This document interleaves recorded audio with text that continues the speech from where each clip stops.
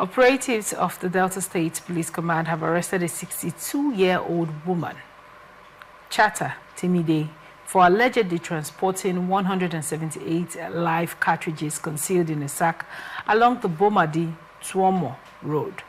The arrests occurred during a joint stop-and-search operation involving Bomadi Police Division and local vigilantes on October 30. Officers reportedly became suspicious after noticing the uneasy behavior of a motorcyclist conveying the woman. A search of her belongings revealed the cartridges neatly packed for delivery. During interrogation, the suspect confessed to purchasing the ammunition from the Onitsha main market, a known commercial hub in Anambra State. Police spokesperson SP Bright Edafe said the discovery prompted further intelligence work to determine the destination and intended use of the ammunition. The suspect and the recovered cartridges have since been transferred to the State Command headquarters for discreet investigation, with authorities seeking to uncover potential links to armed groups or illicit arms dealers. Over 60 years in such an illicit trade. In a nation where we complain about insecurity, let's talk about it. What are your thoughts on this report? I don't think the focus is on the age. There is no age limit to crime. Right. Even though it's conventional thinking may think that, youths are more likely to be involved in crime. But we have seen elderly people involved in crime as the ringleaders, And as they say, the leopard doesn't leave its spot. If somebody has been involved in crime at his young age, he or she would unlikely give it up because he has become old. He would likely, maybe he may transit, or she may transit, like in this case now, maybe from a field soldier to, a carrier of the weapon. Even tend to use the age as an advantage. People will see the grey head and, give you a right of it that, this is an elderly person, right, and may not subject you to some scrutiny or that.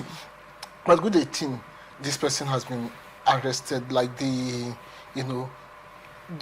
investigations or the report says further investigation is ongoing. I hope those investigations should be thoroughly done so as to unveil the purpose for which those arms, those cartridges were purchased, and also those who sold it to her.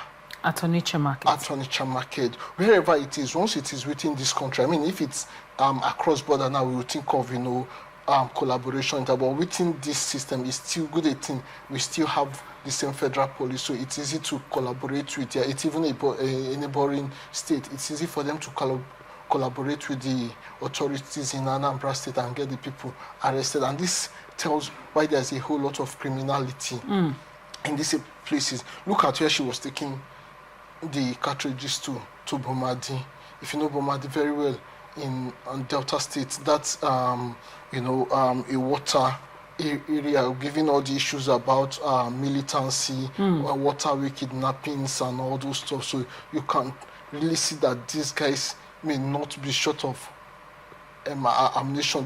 They probably have their ready supply every time, which tells why they are always, they seems to be at the top of their game. And I think our authorities, to the police people, all security agencies should also prove to them that we are a step ahead of you. Right. This type of arrest should be followed up with thorough investigation to ensure that everyone involved in it is found, with the possibility of arresting them and successfully prosecuting them. Enough of this trade. The good thing about this thing is this. One thing is sure, even before the investigation is concluded, there is no doubting what the cartridges will be used for. I mean, there is no question whether it was going to be used for illegal use or for legal use. There is no legal use to it. Right. It would necessarily have been for criminal purposes, or at least, to put it kindly, for an illegal purpose. I mean, she wasn't going to use it to make any form of soup or delicacy.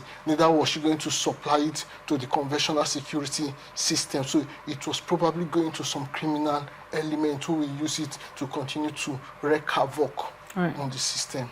Right. Now, why do you think that we now have people? I wanted to begin with how, we're talking about insecurity. More ammunitions are coming in to the country. More bullets are coming into the country. more cartridges are coming into the country. But then, why a market like Onitsha market? I remember I have been to that market, I think maybe twice. It's a busy market, busy trade place. Why do you think that this sort of business is situated in a market and nobody blew the whistle on this business? The thing is that we are not even sure, which is why a thorough investigation is needed. We are not even sure if these cartridges came into the country or they originated from the country. Maybe they were manufactured in the country. This is one of the things I hope the investigation would review. If it is imported into the country, how did it go through the borders with all the security agencies at the seaport and at the land borders, you know? How did it pass them by and get all the way to Onitsha? How many more has gone into the Nigerian system if it came from outside the country? If it is manufactured locally, which is a possibility, what more can those guys manufacture if it was manufactured locally? How many more do they manufacture? How come, where do they manufacture it? How come it escaped government, you know, attention? Because to the best of my knowledge, every business should be registered. How is this operating without? Could it be an illegal arm manufacturing company? How does it operate without the government knowing? These are the things that should be unveiled. Then to your question of how it operates in such a market, it's something that definitely begs for answer.